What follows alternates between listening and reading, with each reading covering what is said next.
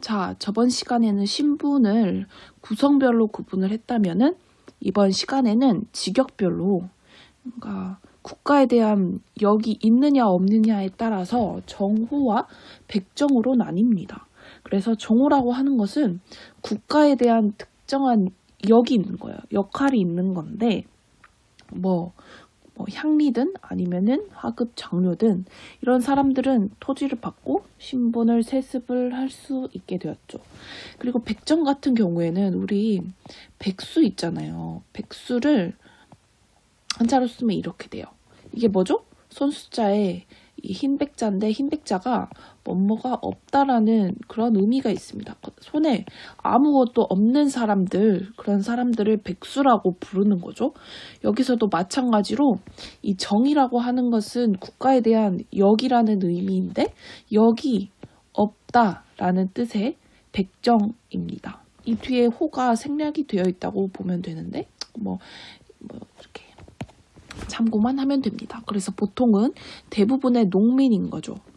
자, 그러니까 정호라고 하는 것은 공무원처럼 뭔가 국가의 일을 하는 거고요. 백정이라고 하는 것은 개개인의 직업이 따로 있는 거죠. 그러나 국가의 그런 국가 일과는 관련이 없다고 볼 수 있겠습니다. 자, 2번 지역의 자율성에 기반한 사회 운영인데요. 지역별로 차이가 있었습니다. 자, 군현이라고 하는 것은 지금의 목포시처럼 시나 군이나 이렇게 크기에 따라서 더 큰 것은 군, 더 작은 것은 현이라고 보였죠. 그리고 현 중에서 주된 역할을 하는 게 주현, 그리고 주현 밑에 뭔가 속해 있는 그런 뭔가 부수적인 현을 속현이라고 불렀습니다. 그래서 우리가 저번 시간에 했지만 지방관 있죠. 지방관은 주현에는 파견이 되었는데 속현에는 파견이 된 곳도 있고 파견이 안 된 곳도 있었습니다. 자, 그 다음에 특수행정구역인데요. 향부곡소는 굉장히 중요하죠. 고려사회를 이해할 수 있는 그런 특징 중 하나인데요. 특히 우리가 망이 망소이의 난이 어디에서 일어났죠? 바로 공주 명학소에서 발생을 했었죠. 그 소가 뭐냐면은 바로 여기 있는 소입니다. 그래서 이 소는 망이 망소의 형제가 요구를 한 것은 바로 이 소에서 군현으로 승격을 시켜달라는 그런 요구에서 난을 일으킨 것이죠. 그래서 그 말은 곧 승격이나 강등이 가능한 그런 지역적 특징을 가지고 있다고 보면 됩니다. 자, 군현의 운영은 아까 말했다시피 지방관이 통솔을 하죠. 자, 그 다음에 본관제도라고 하는 것은 무엇이냐면요. 제가 전주이씨입니다. 그러니까 전주이씨면 무조건 제가 전주에서만 살아야 된다는 거예요. 목포에서도 살 수 없고 서울에서도 살 수 없어요. 근데 제가 서울, 그러니까 수도에서 살 수 있는 경우가 한 가지가 있는데 그게 무엇이냐면은 바로 제가 관리가 되는 거예요. 관리. 그러니까 아까 말한 정호가 되는 거예요. 정호. 자, 정호가 되어가지고 내가 국가에 일을 하면은 제가 수도에 가서 일을 할 수가 있어요. 자, 그 이동하지 못하게 했던 이유가 무엇이냐면은 지방 세력을 안정화시키기 위한 그런 목적이 있었다고 보면 됩니다. 그래서 이때 고려시대 때 굉장히 무서웠던 형벌이 뭐였냐면은 바로 귀양령이에요. 제가 출세를 해서 전주를 떠나서 서울에 갈 수 있었는데 서울에서 제가 뭔가 잘못을 했다면은 다시 귀양으로 가는 그런 형벌이 주어졌다는 것이죠. 그것을 고려시대 사람들이 되게 무서워했다고 합니다. 자, 그 다음에 공동체 조직이 있는데요. 바로 이게 뭐냐면은 향도입니다. 자, 향도가 뭐냐면요. 자, 이 향이 우리 향나무 할 때 향입니다. 향나무가 뭔지 알아요? 향나무는 바로 우리 어디에든 있어요. 많이 봤을 텐데, 자, 우리 이거 많이 봤었죠. 그쵸? 이 나무 이렇게 새로 난 거 있잖아요. 새로 난 그런 부분 만지면은 뾰족해요. 그래서 제가 어렸을 때 막 왜 만졌는지 모르겠는데 집에 학교 끝나고 가면은 만지고 싶더라고요. 만지면은 손에 따가웠었어요. 여러분도 그런 기억이 있을 거예요. 그래서 이 향나무는 우리가 뭐 기독교의 대표적인 나무 하면은 무화과 나무도 있고 뭐 감람나무도 있고 올리브나무도 있고 뭐 여러 가지 그렇게 있듯이 불교를 대표하는 나무가 뭐였냐면은 바로 이 향나무였어요. 그래서 이 향나무로 무엇을 만드냐? 짜잔, 바로 염주를 만듭니다. 이게 향나무예요. 품절이 되었네요. 자, 그렇게 이제 향나무고요. 그 다음에 도가 뭐냐면은 자, 이 도가 무리도예요. 무리도. 그러니까 신도할 때 도예요. 그러니까 향나무 신도 해가지고 향도라고 볼 수가 있는데요. 자, 그러니까 불교에 대한 뜻을 가진 사람들이 모여가지고 무리를 형성한 것을 일컫습니다. 그래서 사원도 만들고 매양이라고 하는 것은 이 향나무를 매장을 해요. 어디에 매장을 하냐면은 이 계곡하고 바다하고 만나는 이 지점에서 향나무를 묻는다고 합니다. 그래서 뭔가 내세를 기원하기도 하고 그런 뭔가 행사죠. 뭔가 기독교로 보면은 뭐 기도를 한다든지 뭐 새벽 기도를 간다든지 뭐 그런 식의 그런 행사입니다.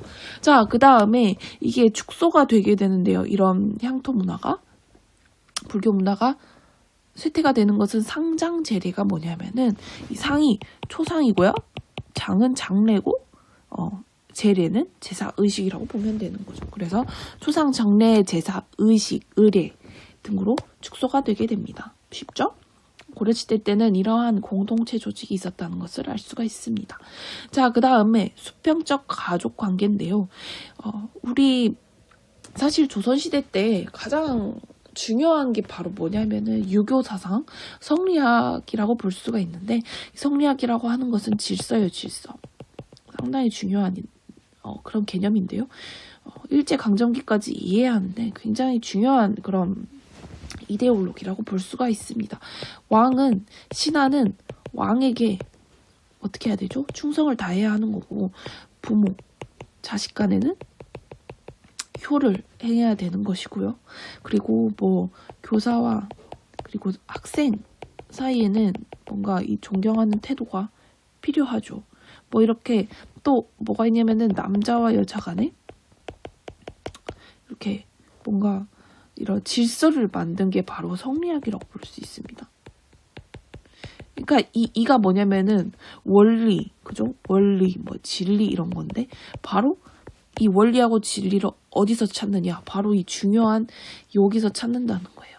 그래서 이 기론이라고 하는데 뭐 그냥 간단하게 이야기를 하면은 이라고 하는 것은 바로 핵심이 되는 거고 기라고 하는 것은 바로 이 부수적인 그런 것을 의미를 합니다. 그래서 이하고 기, 그러니까 이거 기운할 때 그 기고 원리는 원리할 때 이입니다. 그래서 뭐 지금은 복잡하게 이해를 안 해도 이하고 기하고 어떻게 봐야 할 것인가에 대해서 우리가 아주 어려워하는 그런 사상가들이 나오는 거죠. 그래서 그렇게 이거는 조선시대 가서 또 자세히 배우도록 하겠습니다. 자, 남녀간의 관계를 보면요. 아무튼 성리학이 유입되기 전이기 때문에 수평관계를 유지를 했습니다. 그래서 지금처럼 우리가 21세기 현대사회처럼 이때도 자녀가 균등상속을 하고요. 그 다음에 출생 순서에 따라서 호적에 기재를 했고 재혼이 가능했다. 이 말은 뭐냐면 조선시대 가서는 이게 거의 어떻게 됐다는 것이에요? 거의 불가능해졌다. 굉장히 보수적으로 변하게 되는 거죠. 자, 그 다음에 이 친가와 외가를 지칭하는 용어가 굉장히 똑같았고 거의 균등했다고 보면 됩니다. 그러니까 지금 그러니까 우리가 아버지 쪽을 남자 쪽을 친가라고 하고 외가 쪽은 바깥 외거든요. 여자 쪽을 한다는 것 자체가 뭔가 수평적이지 않고 굉장히 수직적이죠. 수직적 질서인데요. 자, 그래서 어떤 게 있었냐면은 이 친족 용어가 있습니다. 친족 용어라고 하는 것은 하나비는 할아버지를 일컬을 때, 하나미는 할머니. 그러니까 외할머니나 친할머니나 친할아버지, 외할아버지 구분이 없었다는 거죠. 다 똑같이 불렀다는 거고 삼촌, 외삼촌도 아자비로 똑같이 불렀고요. 그리고 고모, 이모도 똑같이 아자미로 불렀다는 것을 알 수가 있습니다. 자, 그 다음에 상피제가 뭐냐면요. 상호 피하는 제도입니다. 누구랑 피하는 거냐면은, 그러니까 예를 들어서 그런 거죠. 제가 만약에 고1인데, 제 뭐 조카가 홍일고 1학년이라고 해봅시다. 자, 그러면은 제가 조카한테 뭐 문제를 알려주면 안 되겠지만, 뭐 같이 있으면은, 야, 이거 시험에 나올 것 같아! 막 이렇게, 그런 느낌을 줘버릴 수도 있잖아요. 그러면 이제 정말 나쁜 교사고 절대 그러면 안 되지만 인정에 이끌려서 그래버리면 절대 안 되지 않습니까? 그래서 이것을 피하게 하는 게 제가 고3을 뭐 가르친다든지 아니면은 뭐 여러 가지 방법이 있겠죠. 그것처럼 상호 피하는 제도를 적용을 했습니다. 자, 그래서 상피제에 대해서 지금까지 알아보았고요. 자, 그 다음에는 음서의 적용입니다. 그러니까 음서라고 하는 게 그늘음의 서열, 뭔가 순서를 정하는 건데, 이 음서의 적용이라고 하는 것은 원래는 굉장히 그 오품 관리 자재들, 그러니까 굉장히 높은 관리에 있는 그런 자재들이 바로 사위에게 그리고 손자에게 계속 이런 직위를 적용을 시켜주는 것, 세습을 할 수 있는 것을 의미를 하는데 친과 외가의 구분이 없었다는 것이고요. 그리고 정호의 직역, 그리고 토지 세습 등이 구분 없이 가족이라면 친가든 외가든 계속 세습이 되었다고 보면 되겠습니다. 자, 그 다음에 다양한 종교와 사상의 유행에 대해서 보겠습니다.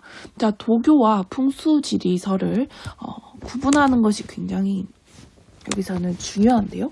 자, 도교라고 하는 것은 굉장히 두루뭉술하고 약간 판타지적인 그런 요소를 가지고 있어요. 그래서 왕실과 귀족 중심으로 받아들여졌었고, 불로장생, 늙지 않고 노하지 않고 길장이죠. 길게 생존한다 해가지고 불로장생입니다. 그리고 현세 구복적, 내가 뭔가 중간고사 100점 받게 해주세요. 그런 구복적이라는 현재의 세상에서 그죠? 뭔가 그 복을 구하는 그런 특징을 가지고 있습니다. 그래서 도교라고 하는 도교의 사원에서는 초제라고 하는 것은 제사거든요. 제사의 형식을 열어서 왕실의 안녕을 기원을 합니다. 자, 독자적 교리체제와 교단을 갖지는 못해서 오래가지는 못하죠. 그렇지만 민간 사회에서는 은연중에 사람들이 다 도교를 이렇게 그 생활 속에 스며들어 있었다고 볼 수 있습니다. 자, 그 다음에 풍수지리라고 하는 것은요. 이 풍이 뭐냐면은 우리가 뭐 그런 풍 있잖아요. 화풍, 그러니까 그림의 그런 느낌, 아니면은 또 뭐가 있을까요? 화풍, 또 미국풍, 일본풍 뭐 이런 거 있죠. 그러니까 그 느낌을 의미를 하는 거예요. 이 수는 물 숫자고요. 그리고 지리는 말 그대로 땅의 모양인 거죠. 그래서 풍수지리라고 하는 것은 이 땅의 지리와 그런 물의 그런 풍물 따라서 그 지역이 좋은 땅인지 길할 것인지 아니면은 나쁠 것인지 흉할 것인지에 대해서 뭔가 판단을 내린다는 것이죠. 그래서 지형, 지색, 이 뭔가 이 산세라고도 하죠. 그런 뭐 모양 이런 것이 미래에 영향을 미친다는 것이고, 도참 사상은 도가 뭐냐면은 이 지도할 때 도예요. 그러니까 그림이죠, 그림. 뭔가 모양을 보면서 예언을 하는 그런 사상입니다. 앞으로 어떻게 될 것인지에 대해서 이렇게 알아보는 것이죠. 그 다음에 정치 변동에 큰 영향을 주는데 묘청이 서경에 풍수지리가 좋다. 그렇기 때문에 천도해야 한다고 주장을 하죠. 그래서 그게 바로 묘청의 이 운동의 바로 근거가 된 게 풍수지리라고 보면 되겠습니다. 그 다음에 유학사상의 발달과 역사서인데요. 우리가 유학에서는 다 배웠습니다. 그래서 정치 이념인데 이 태조, 광종, 성종, 통일신라의 육두품 출신들을 등용을 하고 과거지 실시하고 굉장히 중요하죠. 유교하고 국자감은 이거는 그러니까 국립이죠. 국립. 향교는 국립, 여기는 이제 대학이고 여기는 초등학교 정도라고 보면 되겠습니다. 자, 7대 실록이라고 하는 것은 우리가 7명의 왕 실제 기록을 의미합니다. 실제 기록. 그래서 뭐 우리 조선왕조실록이라고도 하죠. 그래서 왕들이 어떤 일을 했는지 기록한 것을 의미를 하는데 고려 태조부터 목종까지를 기록을 했습니다. 자, 그 다음에 중기에는 유학의 보수화인데요. 이 보수화가 뭐냐면은 뭔가 이 현실에 따라서 학문이라고 하는 것은 현실에 따라서 유학이 변화가 있어야 되고 다르게 적용도 해야 되고 뭐 그런 게 필요합니다. 근데 보수화라는 것은 변하지 않게 된다는 거죠. 변하지 않은 고인물 같은 느낌이 된다는 것입니다. 자, 최충이 구제학당을 설립을 하는데요. 이것은 무엇이냐면은 사립학교를 의미를 합니다. 그러니까 학교라기보다는 노량진 뭐 이런 곳입니다. 그래서 구제라고 하는 거, 이 제가 뭐냐면은 클래스를 의미를 합니다. 우리 서재 할 때 제거든요. 9개 클래스가 있다고 해가지고 구제학당이라고 보면 되겠습니다. 그래서 전에는 그러니까 이 보수화라고 하는 것 자체가 돈이 많은 사람들이 구제학당에 들어가서 이제 과거에 급제를 하게 되고요. 이 국립은 상대적으로 뭔가 쇠퇴하게 되는 거죠. 그래서 국자감에서 과거 시험을 보려고 하는 것보다 구제학당에서 과거 시험을 보는 게 훨씬 효율적이기 때문에 구제학당에 사람들이 모여서 유학이 보수화가 간다고 하면 되겠습니다. 김부식도 마찬가지로 현실의 안정을 추구했기 때문에 보수화가 되었다는 것이죠. 자, 그 다음에 무신정변 때도 당연히 무신이라고 하는 것은 공부? 안 해. 왜 해? 나는 칼만 있으면 돼요. 칼.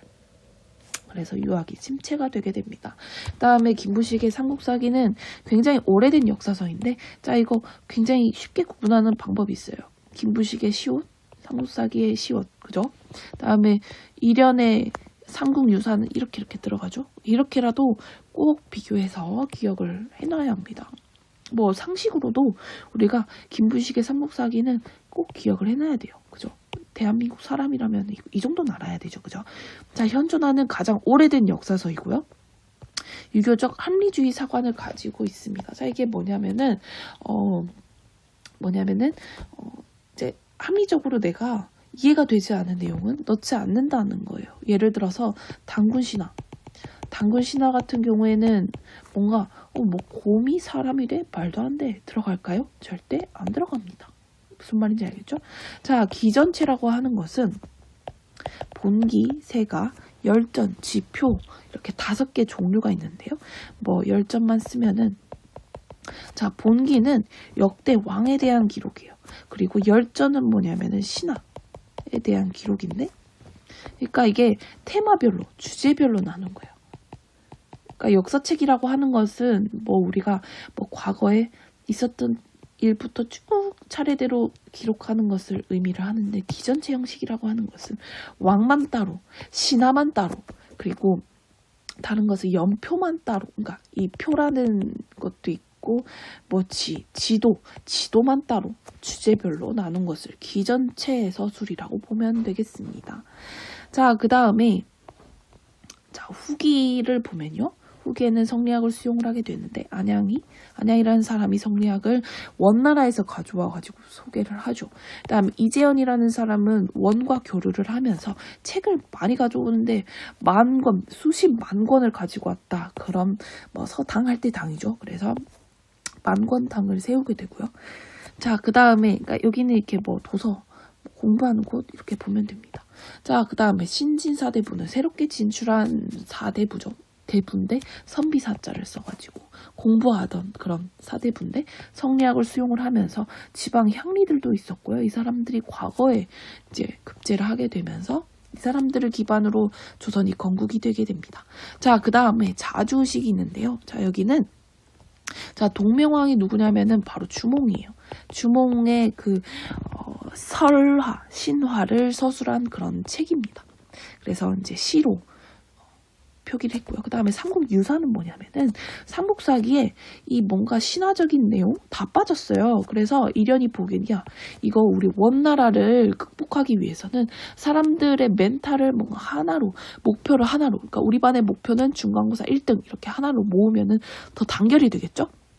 그것처럼 이련도 우리의 목표는 원나라를 물리치는 것이다. 그러기 위해서는 우리나라의 그 멘탈을 하나로 묶는 게 중요한데 중요한 것은 그럼 우리나라 얼마나 대단한 나라인지가 빠져 있다. 그래서 설화 내용도 포함시켜야 한다 해가지고 단군 신화 같은 것을 가져오게 됩니다. 그래서 이련의 삼국유사가 이제 그렇게 보면 되겠죠. 그래서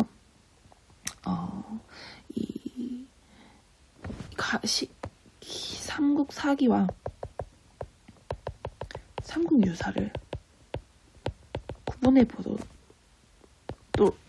하겠습니다. 삼국사기는 12세기에 서술이 되고요. 다음에 삼국유사는 14세기 정도에 서술이 되게 됩니다. 자, 김부식 이 서술을 하죠. 그죠? 시옷. 그죠? 다음에 삼국유사는 일령, 이응. 그죠? 다음에 유교 사상을 기반으로 했고요. 그 다음에 삼국유사는 불교 사상을 기반으로 사관이라고도 하죠. 사관, 역사관, 불교 역사관, 그죠? 자, 그 다음에 김부식은 신라 김씨예요. 그래서 신라 중심입니다. 경주 김씨 많이 이야기하죠. 그 다음에 이련은 고조선을 중심으로 서술을 했어요. 고조선에 우리가 굉장히 중요한 내용이 있다. 단군 신화같이 중요한 내용이 있다는 것을, 그러니까 고대 설화나 신화의 내용이 많이 첨가가 되었다는 것을 알 수가 있죠.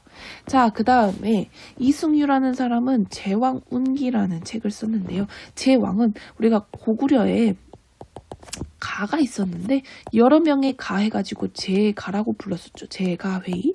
그래가지고 제반 사실 할 때도 이 제가 여러 제자입니다. 여기서도 여러 왕입니다. 운문을 살려서 기록을 했다는 건데 바로 시인 거예요. 그러니까 왕의 업적들을 운을 살려서 기록을 했다는 것이죠. 그 정도만 알면 되고, 성리학이 유입이 되면서 자, 정통의식과 대의명분과 이거를 질서라고 보면 돼요. 아까 말했던 질서. 그래서 이재현이라는 사람이 역사 요약해가지고 역사를 요약해서 쓸 필요가 있다 해가지고 사략이라는 책을 서술하게 됩니다. 자, 이게 다 외울 것밖에 없어요, 사실. 그죠? 자, 불교의 발달과 통합 노력인데요. 태조와 광종은 적극적으로 불교를 지원을 하는데, 자, 뭐 잠깐 이야기를 하면은 성종 같은 경우에는 불교는 어떻게 봤어요?